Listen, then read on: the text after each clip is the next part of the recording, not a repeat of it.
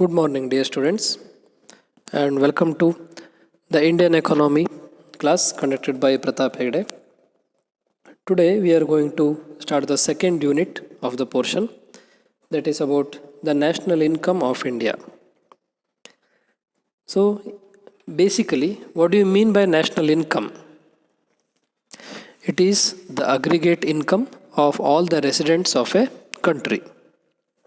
So, in the sense, each and every production, each and every economic activity which generates income is being aggregated and is being totaled, and it is being considered as the national income of a country. So, national income is the sum total of all the benefits got by factors of production like wages, rent, interest, and profit, and it is calculated generally with a given period of time, that is usually a year. Thus, it is the aggregate value of goods and services rendered during a given period, counted without duplication. Duplication means there is no double counting. So, the value of goods and services is being calculated and counted only once. There are different ideas and different concepts about national income because different economists have a different idea about the national income. Some refer gross domestic product as the actual national income. Some say gross national product is the actual national income. So there are many views and many ideas with different economists about national income accounting of a country. So we are generally going to study 6 or 7 topics about the national income accounting, and they are gross domestic product, GDP in short, gross national product, GNP in short, net domestic product, net national product, personal income, and disposable income. So we are going to study about these concepts of national income further in the next topics. First, we are going to study what gross domestic product means. So basically, GDP is the value of goods and services produced within a country in a given period of time. In a given period of time means usually that's a year. It is calculated per year. So GDP per capita is often considered an indicator of a country's standard of living also. It is calculated as a standard of living of the country. So here we have the information or data about the year 2012 and 13.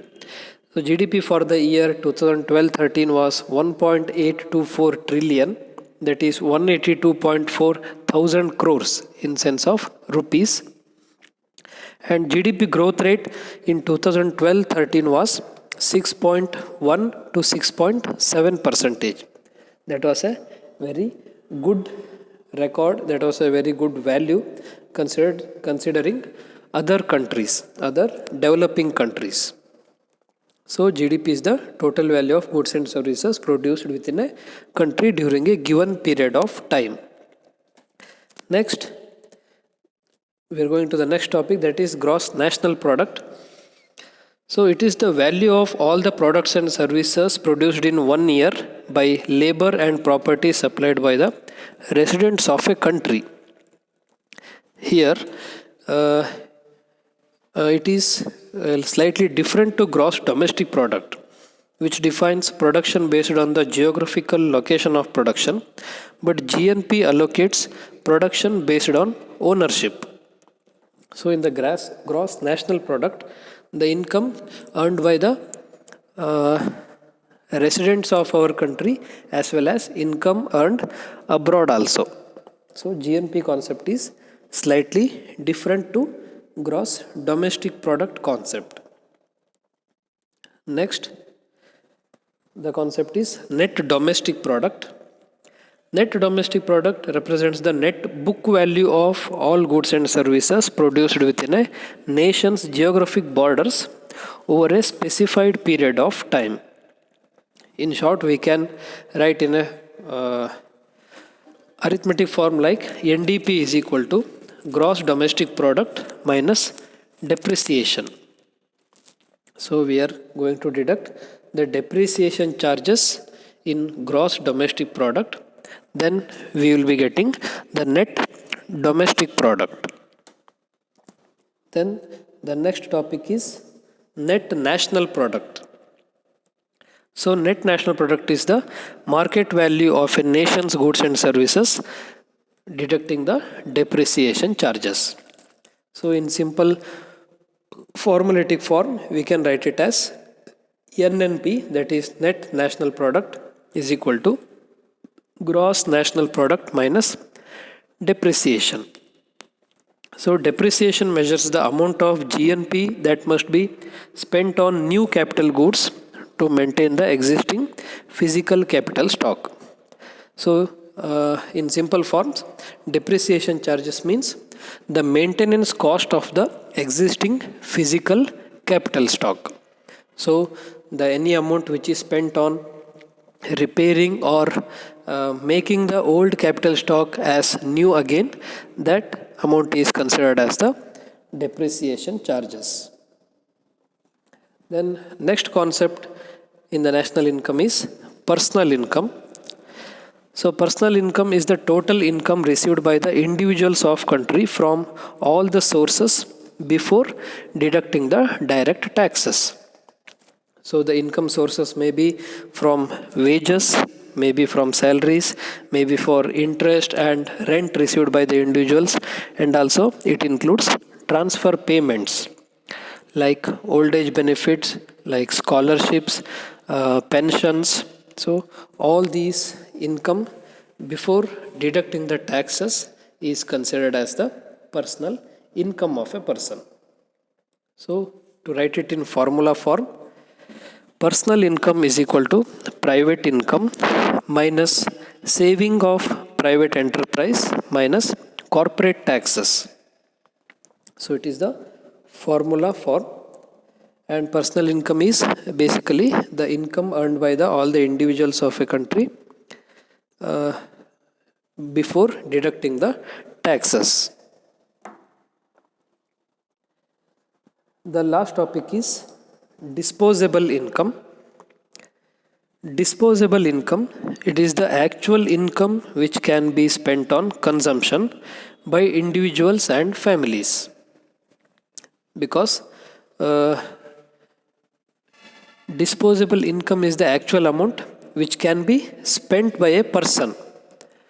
The salary which he gets by working is not whole and sole available for the expenditure, because in the total amount which he gets, he has to pay certain amount of taxes to the government, and in the disposable income the taxes are deducted and the amount which is left after spending or after paying the taxes is called as the disposable income.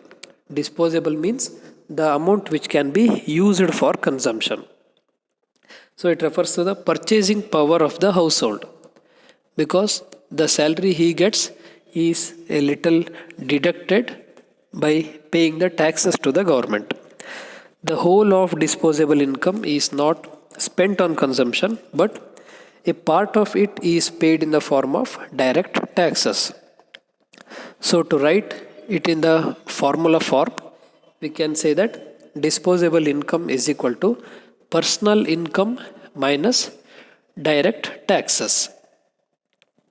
So in this class we studied about different concepts of national income like GDP, GNP, NDP, NNP, personal income and disposable income. And there is also another concept as per capita income. So per capita income is basically the average income of a person in an economy. So how do you get the average income? You will get the average income of a person in an economy by dividing the total national income by the total population of that country.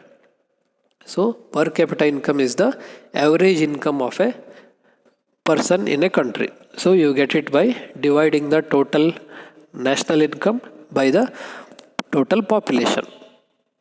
So that's all for today's class. In the next class, we will study about the methods of calculation of national income and also uses and problems in the estimation of national income of a country. Thank you.